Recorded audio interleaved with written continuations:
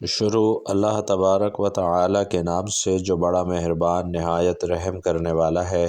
ناظرین، جمعے کے دن جو شخص یہ سورت پڑھتا ہے دولت کے پہاڑ ٹوٹ پڑتے ہیں، رزق ہی رزق اس انسان کے نصیب میں لکھ دیا جاتا ہے۔ ویسے تو تمام دن، تمام مہینے، سارے سال، تمام اوقات اللہ رب العزت کے ہیں اور اسی کی مرضی کے تابع ہیں۔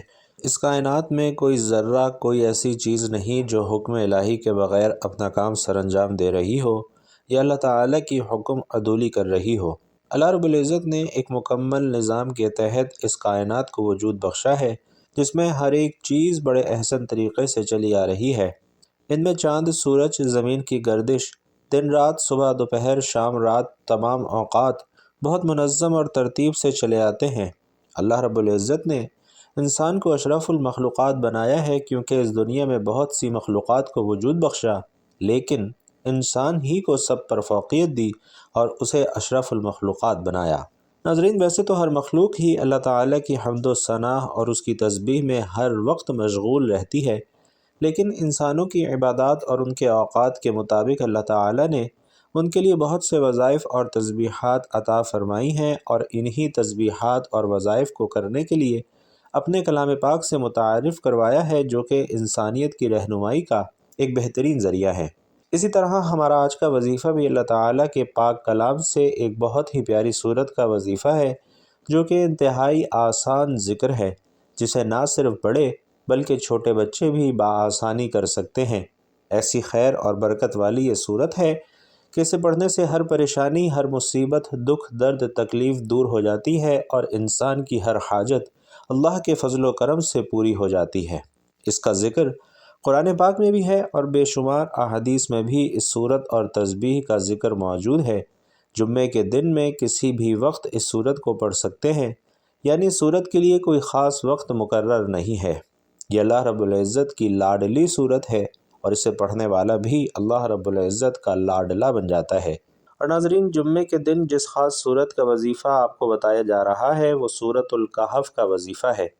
سورۃ الکہف رزق کے معاملے میں انتہائی مجرب اور مفید ہے، اور اس کے کمالات سب ہی جانتے ہیں کہ سورۃ الکہف پڑھنے سے انسان کے رزق میں بے پناہ اضافہ ہوتا ہے۔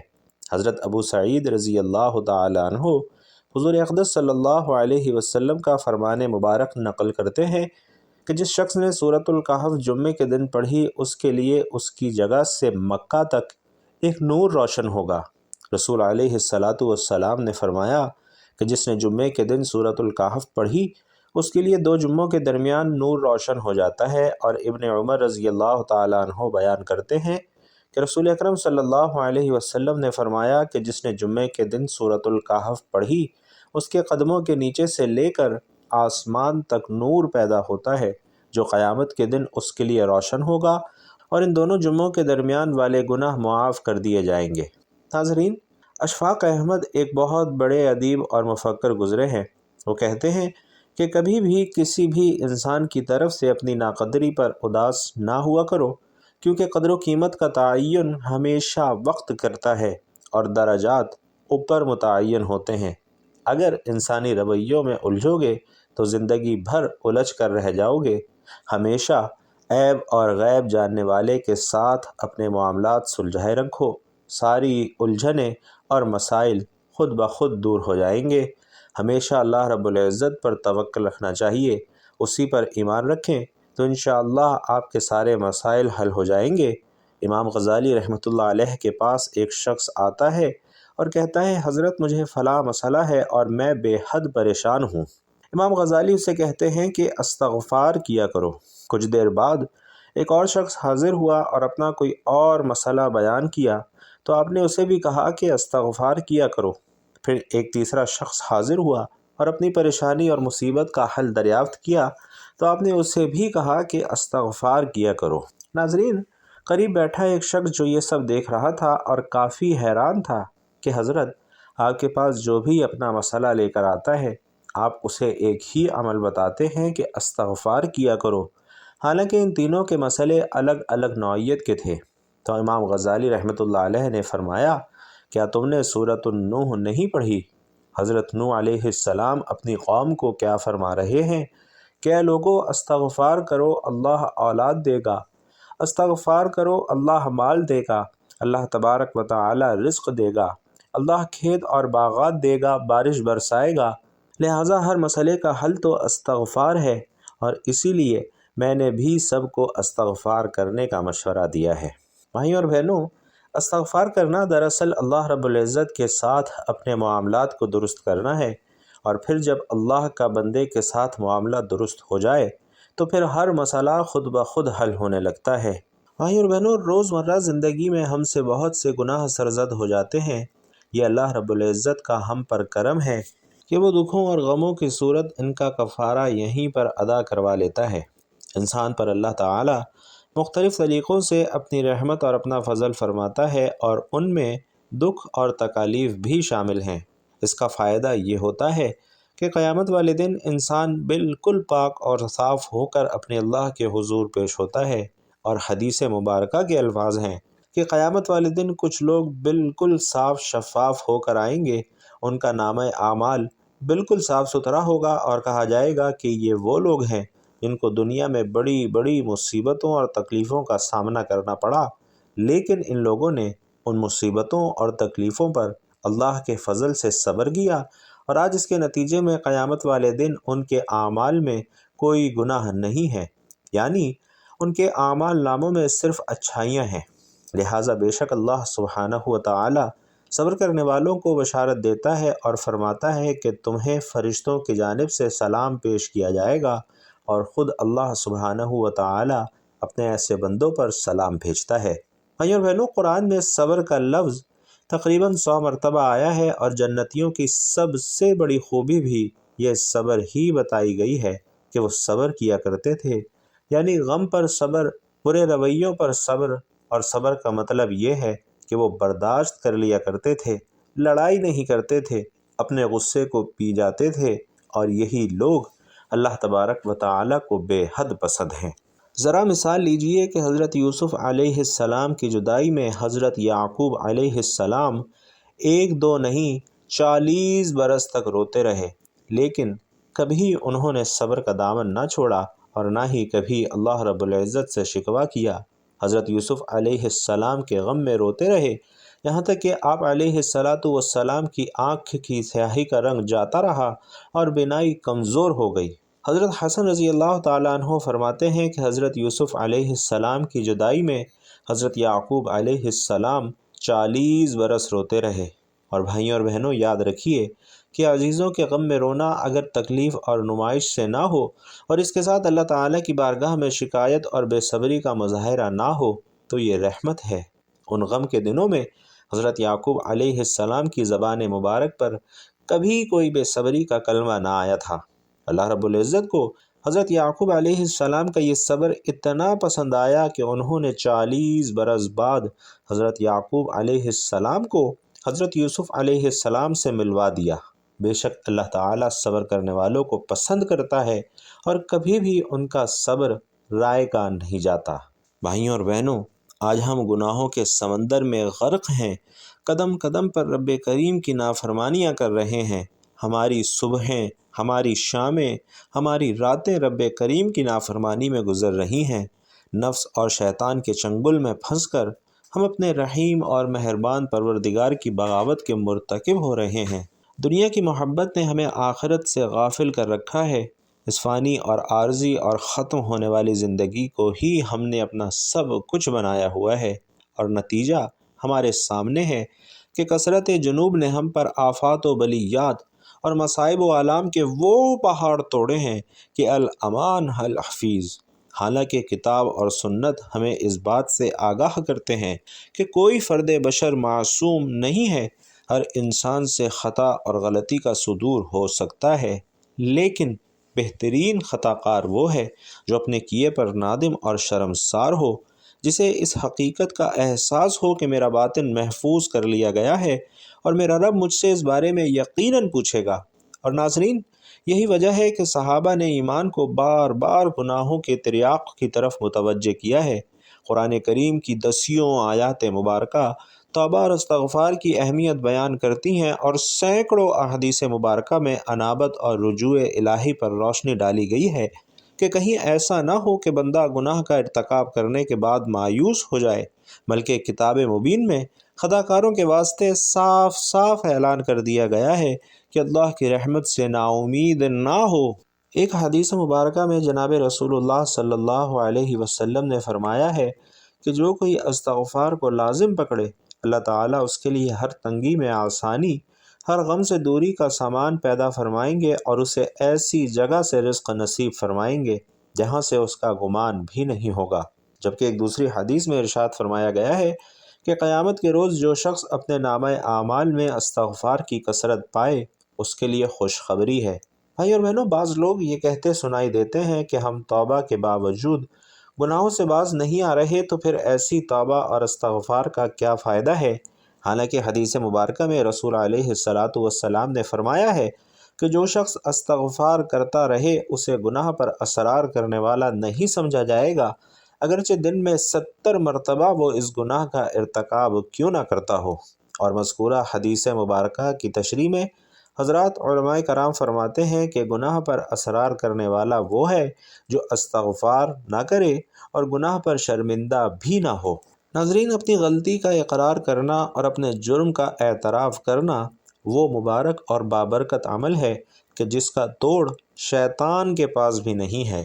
امام اوزاعی رحمۃ اللہ علیہ فرماتے ہیں کہ ابلیس نے اپنے چیلوں سے کہا کہ تم انسانوں کو کس طرح گمراہ کرتے ہو؟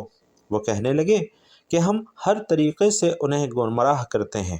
ابلیس نے جواب میں پوچھا کہ استغفار کے بارے میں بھی تم نے انہیں گمراہ کیا ہے؟ تو یہ سن کر ابلیسی چیلوں نے کہا کہ استغفار تو وہ عمل ہے جو توحید باری تعالیٰ کے ساتھ جڑا ہوا ہے، اس پر ہمارا زور کیسے چل سکتا ہے؟ تو ابلیس نے کہا کہ میں انسانوں کے درمیان ایسی چیز پھیلاؤں گا جس پر انہیں استغفار کرنے کی نوبت نہیں آئے گی۔ اور امام اوزاعی رحمۃ اللہ علیہ فرماتے ہیں کہ شیطان نے انسانوں میں خواہشات اور تمناؤں کو پھیلایا جسے کوئی گناہ ہی نہیں سمجھتا اور پھر اس پر استغفار بھی نہیں کر پاتا۔ رسول کریم صلی اللہ علیہ وسلم کا فرمان ہے کہ اللہ تعالیٰ جب جنت میں نیک بندے کے درجے کو بلند فرمائے گا تو بندہ عرض کرے گا کہ پروردگار، یہ مرتبہ مجھے کیسے ملا؟ تو اللہ تعالیٰ فرمائے گا کہ تمہارے لیے تمہارے بچوں کے استغفار کی سبب۔ اور نبی اکرم صلی اللہ علیہ وسلم فرماتے ہیں کہ بندہ عذاب الہی سے محفوظ رہتا ہے جب تک وہ استغفار کرتا رہتا ہے۔ آپ علیہ السلام نے یہ بھی فرمایا کہ اے میری قوم کے لوگوں، تم نیکی سے پہلے برائی کی جلدی کیوں مچا رہے ہو؟ تم اللہ تعالیٰ سے استغفار کیوں نہیں کرتے تاکہ تم پر رحم کیا جائے؟ اور سنیے کہ حضور علیہ السلام کیا فرما رہے ہیں کہ مومن بندہ جب گناہ کرتا ہے تو اس کے دل پر ایک سیاہ نقطہ پڑ جاتا ہے۔ اگر وہ گناہ چھوڑ کر توبہ اور استغفار کر لیتا ہے تو اس کا دل صاف ہو جاتا ہے، اور اگر گناہ پر گناہ کیے جاتا ہے تو وہ سیاہی بڑھتی چلی جاتی ہے یہاں تک کہ اس کے پورے دل پر چھا جاتی ہے۔ رسول دو عالم صلی اللہ علیہ وسلم فرماتے ہیں کہ جس نے کہا استغفر اللہ تو اللہ تعالیٰ اس کے گناہ کو معاف فرما دے گا، اگرچہ وہ میدان جنگ سے بھاگا ہوا ہو۔ ناظرین، یہ حدیث مبارکہ ہے، اور جب بھی آپ کو کوئی مشکل مسئلہ یا تکلیف درپیش ہو تو اس حدیث مبارکہ کو اپنے سامنے ضرور رکھیے، انشاءاللہ اس سے آپ کو بہت زیادہ فائدہ حاصل ہوگا۔ تو بھائیوں اور بہنوں، زندگی کے کسی بھی مشکل حالات میں، بلکہ زندگی کے روزانہ کے معمولات میں کم از کم ایک تسبیح استغفار کی اپنے زندگی میں روزانہ شامل کریں۔ اور اب آپ کو بتاتے ہیں کہ یہ عظیم الشان صورت کون سی ہے کہ جس کو پڑھنے والا اللہ تبارک و تعالیٰ کا لاڈلا بن جاتا ہے۔ یہ سورۃ الکہف ہے۔ سورۃ الکہف جمعے کے دن پڑھنے کے بے شمار فضائل و برکات ہیں۔ سورۃ الکہف کی فضیلت ہر مسلمان جانتا ہے۔ سورۃ الکہف کی تلاوت کرنے سے اللہ تبارک و تعالیٰ انسان کے رزق و روزی میں برکت عطا فرماتا ہے اور اس کی تمام پریشانیاں اور تمام مسائل حل کر دیتا ہے۔ اس سورت کو پڑھنے والا اللہ تعالیٰ کا پسندیدہ انسان بن جاتا ہے۔ تو سورۃ الکہف کی تلاوت آپ نے کرنی ہے، اور اس کے بعد آپ نے ایک تسبیح استغفر اللہ کی پڑھنی ہے۔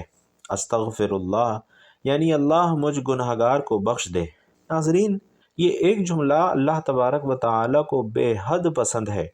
جب کوئی بندہ انکساری سے یہ اعتراف کرتا ہے، اپنے گناہوں کا اقرار کرتا ہے اور اللہ تعالیٰ سے بخشش طلب کرتا ہے، تو اللہ تبارک و تعالی بے حد خوش ہوتا ہے، اور اللہ تبارک و تعالی ایسے شخص کے لیے اپنی رحمت کے دروازے کھول دیتا ہے، اور پھر اس انسان کو اتنا عطا فرماتا ہے کہ جو اس کے وہم اور گمان سے بھی بڑھ کر ہوتا ہے۔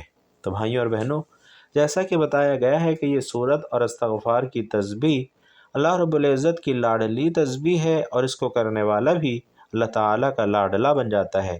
تو جو انسان جتنا زیادہ اللہ تعالیٰ کا لاڈلا بننا چاہتا ہے تو اسے چاہیے کہ وہ اتنا ہی زیادہ استغفار اور اللہ کا ذکر کرتا رہے۔ ہر مسلمان کو چاہیے کہ پورے دن میں کم از کم 100 مرتبہ استغفار ضرور پڑھے اور اللہ تبارک و تعالیٰ کے لاڈلے بندوں میں شامل ہو جائے۔ اور اس کا ایک فائدہ یہ بھی ہے کہ جانے انجانے میں جو بھی گناہ انسان سے سرزد ہو جائیں تو اس کی معافی مل جائے۔ یاد رکھیے، یہ نبی کریم صلی اللہ علیہ وسلم کی حدیث بھی ہے کہ آپ علیہ السلام روزانہ 100 مرتبہ استغفار کیا کرتے تھے۔ بھائیوں اور بہنوں، جب آپ علیہ السلام جیسے معصوم انسان روزانہ 100 مرتبہ استغفار کر رہے ہیں تو پھر اپنا اور میرا حال تو پوچھیے ہی مت۔ اللہ تبارک و تعالی اس تسبیح اور صورت کی برکت سے انسان کے تمام گناہ معاف فرما دیتا ہے، تمام خطائیں معاف فرما دیتا ہے۔ کوشش کیجئے کہ وظیفہ شروع کرنے سے پہلے حضور علیہ السلام کی ذات اقدس پر 3 مرتبہ درود پاک کا نذرانہ پیش کریں، اور درود پاک پڑھنے کے بعد آپ نے 1 مرتبہ سورۃ الکہف پڑھنی ہے اور ایک تسبیح استغفر اللہ کی پڑھنی ہے۔ اس کے بعد 3 مرتبہ سورۃ الاخلاص پڑھنی ہے، اور اس کے بعد دوبارہ وہی 3 مرتبہ درود پاک پڑھ لینا ہے جو درود پاک آپ نے وظیفہ شروع کرنے سے پہلے پڑھا تھا۔ بھائیوں اور بہنوں، اللہ سے محبت کرنا ایمان کا تقاضا ہے، اور اس وقت تک توحید مکمل نہیں ہو سکتی جب تک بندہ اپنے رب سے مکمل محبت نہ کرے، اور نہ تو محبت کی اس سے زیادہ واضح تحدید کی جا سکتی ہے، نہ ہی اس سے بہتر تعریف ہو سکتی ہے۔ اللہ کے سوا کوئی بھی ایسی ذات نہیں جس سے مکمل طور پر محبت کی جائے۔ اللہ کی شان جیسی کوئی شان نہیں، کیونکہ وہ اللہ ہے، وہ معبود برحق ہے، وہ مولا ہے، وہ رب ہے، وہ تدبیر کرنے والا ہے، وہ رزق دینے والا ہے۔ تو سوچئے اس سے محبت کا لطف کیسا ہوگا۔ اللہ تبارک و تعالی سے دعا ہے کہ ہم سب کو نیکی کی بات سننے، سمجھنے اور اس پر عمل کرنے کی طاقت اور توفیق مرحمت فرمائے۔ میرا سنانا اور آپ کا سننا اپنی بارگاہ میں قبول و منظور فرمائے۔ اللہ رب العزت ہم سب کو 5 وقت کی نماز کی توفیق نصیب فرمائے، زیادہ سے زیادہ استغفار اور اللہ کا شکر ادا کرنے والا بنائے۔ اللہ رب العزت ہم سب کو صحت کاملہ عاجلہ عطا فرمائے۔ اللہ رب العزت تمام قرض داروں کا قرض ادا کروائے۔ اللہ رب العزت تمام پریشان حالوں کی پریشانیوں کو دور فرمائے۔ اللہ رب العزت تمام تنگ دستوں کی تنگ دستیوں کو دور فرمائے۔ اللہ رب العزت ہم سب کو رزق حلال کمانے اور کھانے کی توفیق نصیب فرمائے، اور ہم سب کے حلال رزق میں خوب برکت، وسعت اور کشادگی عطا فرمائے۔ آمین یا رب العالمین۔ بھائیوں اور بہنوں، آپ لوگ اگر اس خوبصورت دعا میں اپنا حصہ شامل کروانا چاہتے ہیں تو کمنٹ باکس میں آمین لکھ کر دعا میں ضرور شامل ہو جائیے گا۔ اللہ رب العزت آپ سب کا حامی و ناصر ہو۔ آمین یا رب العالمین۔